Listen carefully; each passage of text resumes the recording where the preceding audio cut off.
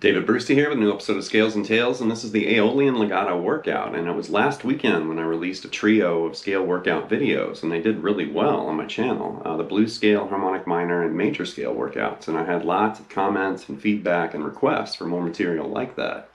And this episode is going to revolve around the natural minor scale, or Aeolian mode. Very, very common in music for sure. And when I hear the tonality or sound of this scale or mode, I think of very specific people: Randy Rhoads, Michael Schenker, Kirk Hammett, Iron Maiden, maybe a little Gary Moore slipping in there. But a very popular and common sound in music. You'll hear it used in classical and rock and hard rock and metal and pop music and all sorts of styles of music.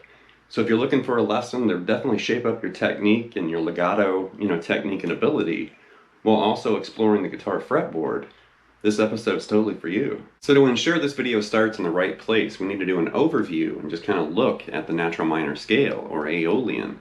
And I decided to put this in the easy key, the easy key. We're going to do this in the key of E. So E natural minor, or E Aeolian, you can play all over the fretboard. But we're going to target a very specific fingering and position of the scale to kind of get started with this workout. And then we're going to start moving this around the neck. But to get started, let's play E Aeolian right here. You start there on the G string on that E note, and there's your E, F sharp, G, A, B, C, D, E, right? And that's actually a good little fingering to work on right there. Just, you can use, hammer-ons and pull-offs and just kind of race up and down that little fingering. And that's good for your third and pinky finger for sure, because they're used a lot with that little pattern right there.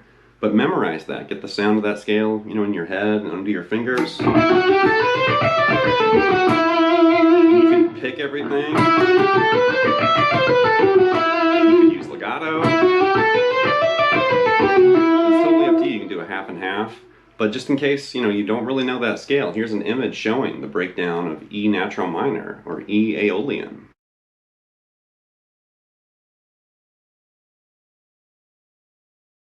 So there was E natural minor, and also the scale fingering I wanted you to investigate right there, in this kind of position right here. And I'm going to move through this really slowly. So this is a workout or a warm-up or an exercise. So don't try to shred this. Don't just blur and blaze your way through it, because I guarantee you're going to miss something.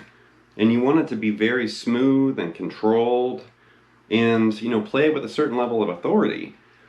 Just don't fly your way through it. Because, one important thing here is you don't want your fingers to fly away like this when you're doing legato. Even when you're doing trills and stuff, you want to keep your fingers as close to the strings as possible. I mean, there's going to be a little bit of flyaway, especially with your third or pinky finger. But don't exaggerate it. Don't overdo it. Because I see a lot of players out there doing stuff like that sometimes. And it's like, what are you doing? So keep it controlled. And also, use as many fingers as you can in your fret hand. Use them all, in my opinion. I know there's some players out there that are three-finger guitarists.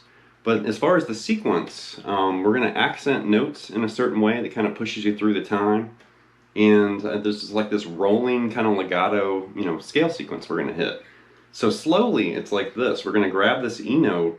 We're actually going to descend below that E note and then climb back up. And it creates this rolling legato sequence like this, really slow. One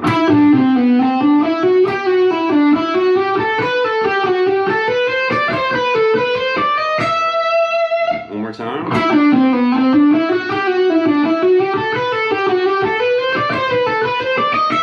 And you may notice I added one additional note right there, that D sharp. So there's one chromatic note at the very end. But a little bit faster so you can hear it kind of flowing.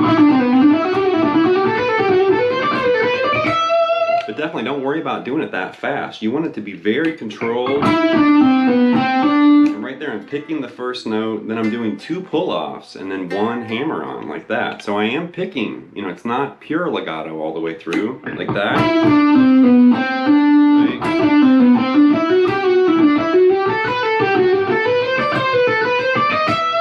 And definitely where you put those accents, you're picking on those downbeats, I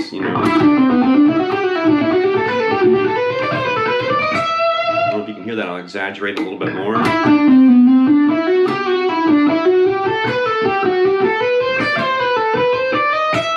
definitely the accent on the last note too.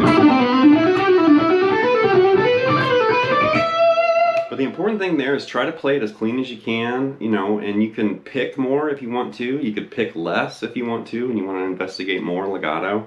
But that's the sequence or the motif we're going to use. One more time, really slow.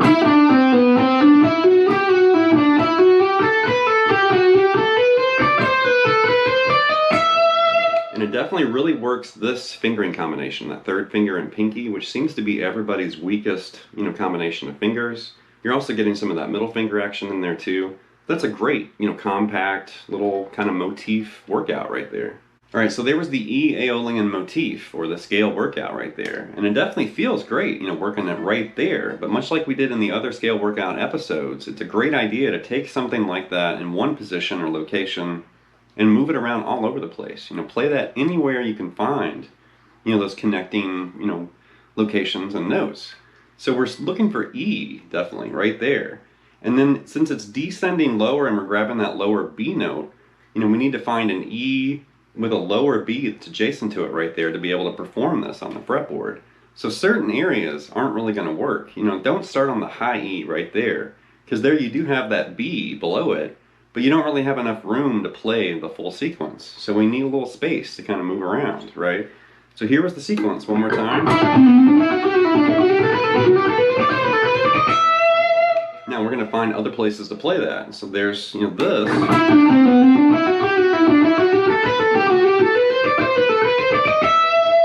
So let's, you know, basically investigate where we have that E and B, you know, side by side.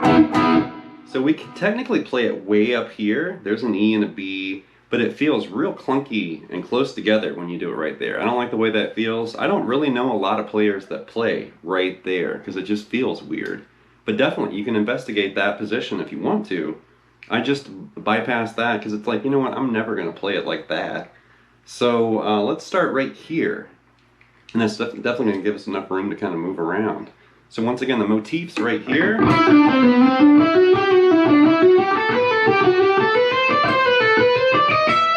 So let's transfer that and play it right here. So we're starting on this E.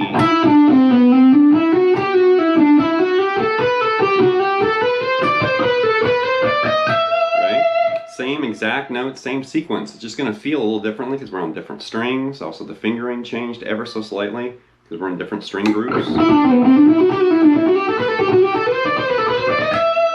Definitely has a nice flow to it right there.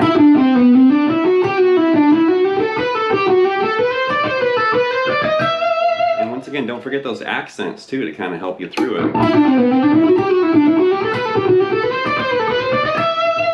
So there's that position, and there's the position we started with right there. So let's take that, let's move that down an octave. Let's play it right here on this lower string.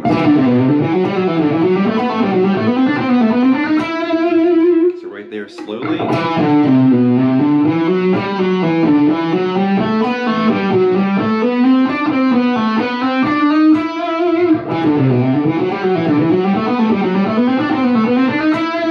Definitely sounds different, feels way different down there. And then we can move it way down here. And this is definitely, you know, stretchier in that open position area. And something like this. So slower right there. And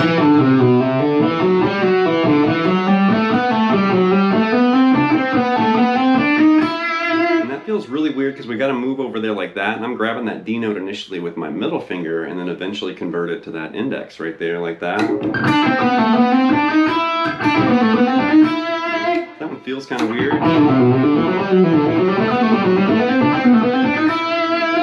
Now, from there, we can kind of investigate some kind of unusual places because we found it here, we found it there, we found it here, we found it down there, and let's investigate doing it right here. So this is going to be interesting because at the end, we're going to have to modify it ever so slightly. So really slowly, if we start on this E, we can play it like this.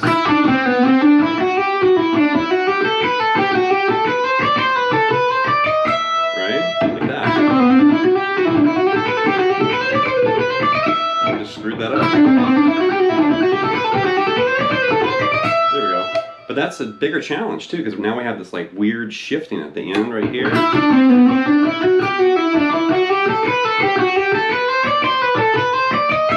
Now a little chromatic walk up there at the end. So we had to modify what we were doing ever so slightly, but we did locate like an additional, fingering or position for it.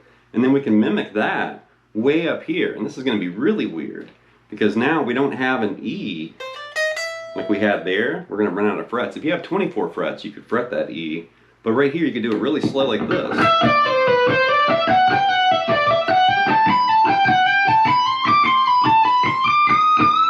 And right there, you could bend, that D to E flat, and then that D to E, like that.